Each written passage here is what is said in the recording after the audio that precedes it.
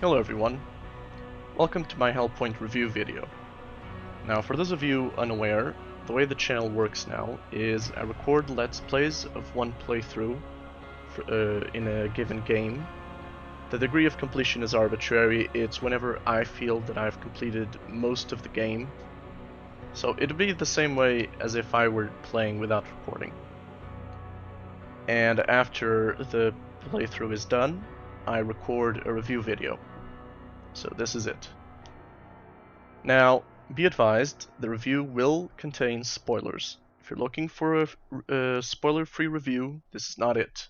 I doubt that my channel will ever have spoiler-free reviews. Maybe if I have enough time to record two, so one would be spoiler-free, the other would be with spoilers. But, I don't know, it's a question for the future. So, without further ado, let's jump right into it. Now, start with the controls. The controls are fine. It's not really much to say there. It's a Souls-like. The controls have been figured out. We don't really need much. You know, there's not much room for innovation there. Everything's been figured out in that respect, in my opinion. The difficulty is standard for a Souls-like. So that means that if you're like me, you're gonna die many times. Yep, just a bunch of deaths all the time. But there is a light at the end of this horrible death-filled tunnel. Hellpoint is the first Souls-like that I've seen that allows you to change the difficulty. Now, there is a base difficulty, but you can increase it or decrease it with the use of items called effigies. Now, a daring effigy will increase the difficulty by the equivalent of 1 New Game Plus. A fearful effigy will reduce the difficulty by the same amount.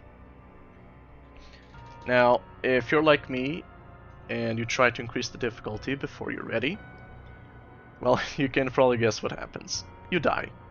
Again and again. Now, something that I found very interesting in Hellpoint is the fact that you can level up forever. And you can do New Game Plus forever. Now when I say forever, obviously I'm going to get some pedantic people in the comments. It's until the counter overflows, and that's it. But other than that limitation, you can play New Game Plus as many times as you want. You can increase the difficulty to plus 100, plus 200, plus 400 even. It's up to you. You can also level up indefinitely. You can increase your conductors levels indefinitely. Right, I forgot conductors. I'll get to conductors in a bit. However, like I said, there is the matter of overflow. At a certain level, I think 3,386, the number of axions, which are Hellpoint's equivalent of souls, number of axions required to level up becomes negative, and the levels are free. Now, regarding the conductors that I mentioned, conductors are, how do I put this? They're like add-ons for your weapons, but weapons and shields. But they are also what increases damage or defense in a way. They are the primary source of damage and or defense, depending on whether they're for shields or weapons. So you can increase their level indefinitely. Now, I found this to be interesting because most games nowadays cap you at every turn. You know, they cap your level, they cap your stats, they cap your weapon power-ups, whatever. And, I mean, in my opinion, it's just annoying. At least for single-player games. I get the point in multiplayer games, but in single-player, I mean, just let people do what they want. Hellpoint does have a multiplayer component, so, yeah. Now, I mentioned the overflow issue. Now, in practice, you will never reach those levels unless you cheat.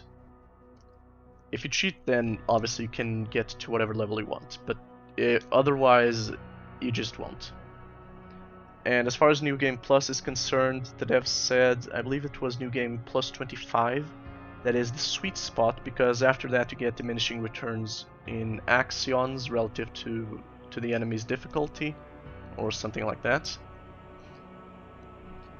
But yeah, it's trust me, people are playing New Game Plus 140, 200 even, and they like it, so what can I say?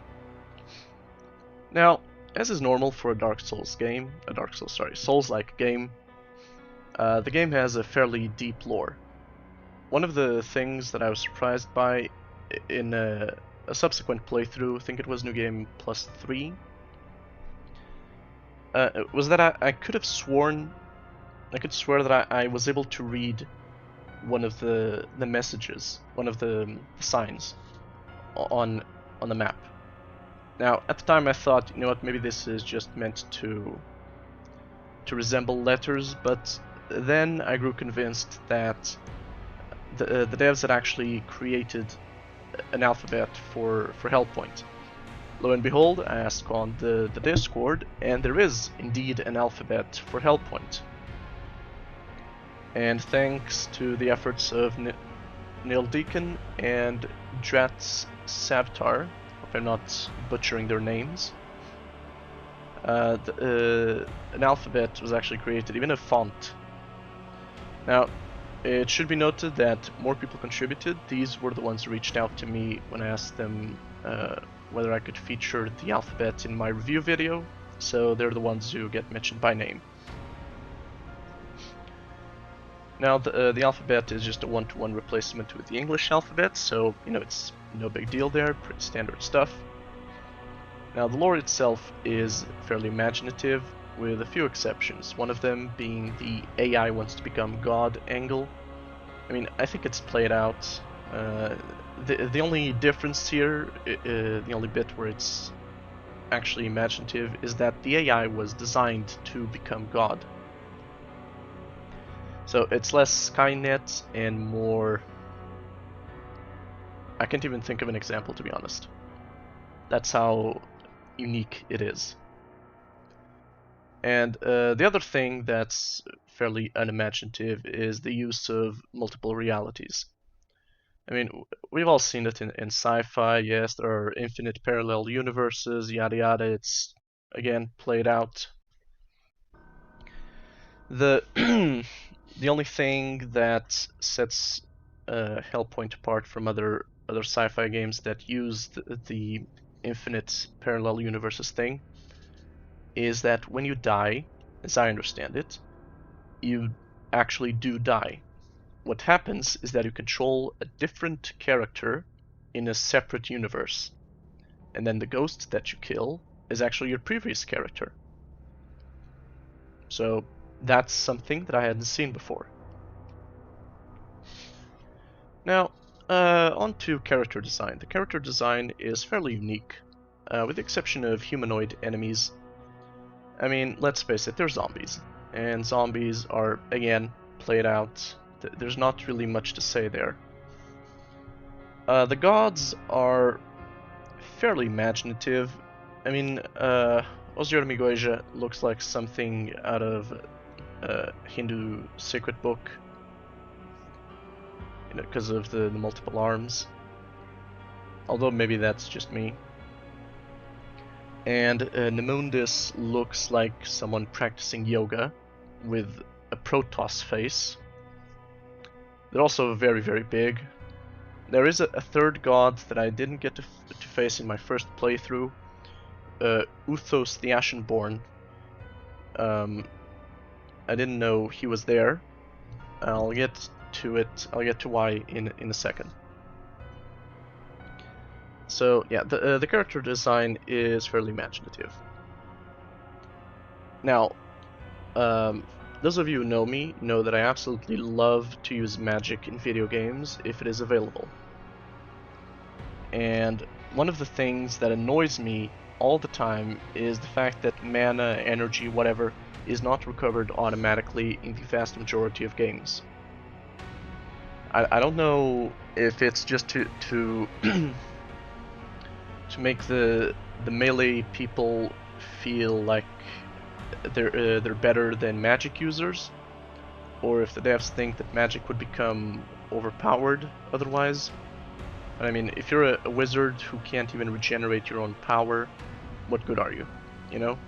It annoys me that I have to use Ashen Estus flasks in Dark Souls 3 to regenerate FP, and it annoys me in other games that I have to rest or whatever to recover energy or mana or whatever the hell it's called in those games. Hellpoint has a mechanic that I had only seen once, although in that game it wasn't really about magic. I'll get to it in just a second. When you attack using melee weapons, you actually recover some energy. Not just energy, but also your healing item. So each weapon has a leech stat, and the leech stat determines how much your energy or the healing charge recovers. And yeah, the only other game I had seen with something like that was the Surge. Although energy there is really for technology and to dismember enemies. So in the Surge you use energy to fire your drone or use some of its features. So it's like that. And the energy there will actually go back to 0 if you don't have certain items equipped, but that's beside the point. So, now we get to why I messed up and didn't see Uthos. The map design in Hellpoint is the most confusing I have ever seen in my life. Now, I'm not exaggerating when I say I have successfully traversed literal mazes more easily than I traversed Hellpoint's map. And I don't know what it is, I just know that it's super confusing. I'm not the only one who feels this way, although maybe those people would probably didn't traverse mazes more easily than they did Hellpoint. But yeah, it is just a confusing mess. Another negative aspect, we're now in the negative aspects category, just in case you didn't notice, is the fact that the use of conductors is not obvious. Now, I read on Discord that someone had actually gone up against the final boss with a +1 conductor, because they didn't realize that the conductor is what powered the weapon, or what gave the weapon more damage. So just picture that, they went from start to finish without ever realizing that the conductor could be leveled up and increase the damage of the weapon that it was equipped on. Equipped to, sorry. So yeah, I think that's a major design flaw. Another design flaw is the inventory UI. For some things, the items are listed alphabetically. For other things, they are listed chronologically. And there's no rhyme or reason to it. In one, when you open the inventory one way, you'll get things alphabetically. When you open them in another, very similar way, you'll get them chronologically. And if you want to dismantle stuff, for example, you had better remember which stuff you have, because you just scroll down an endless list. You can only see, what, 5 things, maybe? No, 5 seems like too little. I can't remember how many things you can see, but you had better remember which ones you want to dismantle and where they are in relation to everything else. Because there, where alphabetical order would actually make sense, the devs decided to go chronological order. So yeah, it's bizarre. Now, in the devs' defense, they said they were going to fix this. They might have fixed it by the time this review comes out, I don't know. So we'll call that a temporary issue. Now, as is common for Dark Souls, damn it, there I go again. For Souls-like games, the lore is presented in a very confusing manner. Some dialogues only make sense if you already know the lore, which is ridiculous to me. Otherwise, it'll seem like gibberish. And I get it that one of the trademarks of Souls-like games is that the lore isn't straightforward. You need to piece it together. But if you need to know the lore while conversing with someone, I mean, I think that's a bit much. Now, I praised the jump button before, but there is a negative aspect to it, which is that jumping is overly realistic in Hellpoint. So what do I mean by that? In most games, when you jump, you can press left, right, forward, back, and your character will just go in those directions.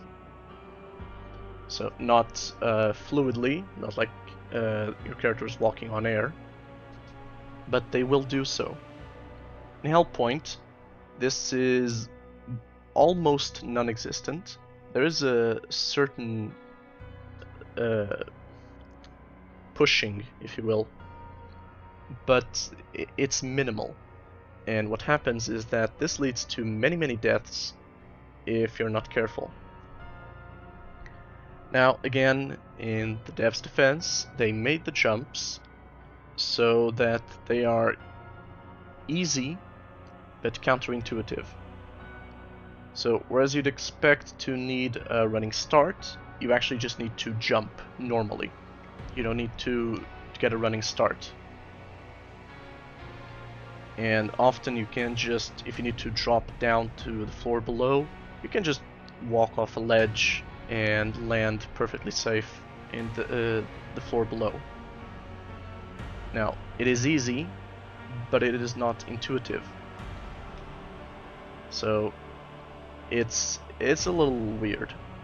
Not sure if I'd consider this positive or negative. Probably negative, because I really hate platformers for the most part. Now, there's another issue with map design that I didn't mention before. I just remembered because of the jumping. Maps, well, at least one map in one specific area, probably more, but I may have just avoided them. They have areas that you're not supposed to be able to get to, but that you can get to. And worst of all, those areas sometimes have collision. So you can stand on an area that you're not really supposed to reach, and then your only recourse, if you can't jump back, is to jump off and die, and then your axions stay there. Now, this happened to me once. It was very annoying. And yeah. So that was very annoying. Another negative aspect is that there's no option to respec. This is fairly basic stuff in my opinion. But the devs said they were thinking about it. From what I understand, they're not sure if the option is really needed. So they're thinking about it. That was the last I heard of it, I think. So, you know, that's... I won't consider that a temporary issue, but it's something that may be fixed in the future. Now, another negative aspect is the fact that your energy is not recovered at breaches, unlike HP. Now, I praise the fact that you can recover energy with melee attacks, which is unusual for a Souls-like. But the fact that you don't even recover it at a breach is ridiculous to me. You recover it if you move from one area to the other, but you don't recover it at a breach. I mean, even Dark Souls lets you recover FP at a bonfire. And I'm pretty sure you're invincible while touching breaches, because I remember I was attacked while touching a breach and didn't even take any damage. But energy, nope, no dice. So for a game that created a that added a fairly unique way to recover energy, this really is a big issue for me. Now, the main issue, which I mentioned before, in my opinion, is the map design, which is just confusing as hell. All of the map design is, I believe, the biggest issue in Hellpoint. It's the one thing that takes away from the whole experience, because I spent hours lost, literally just trying to figure out where I was and where to go. And I don't know, it was honestly the worst thing in the game for me. I played through the game after my initial playthrough. I played through it 3 more times, I think. Yes, 3. One, I just rushed the final boss to get an achievement. And I still had no idea where I was supposed to go, because it was just so confusing. So yeah, so to summarize, Hellpoint is a good Souls-like, has fairly unique mechanics, lore, and the fact that you can level up indefinitely is very good.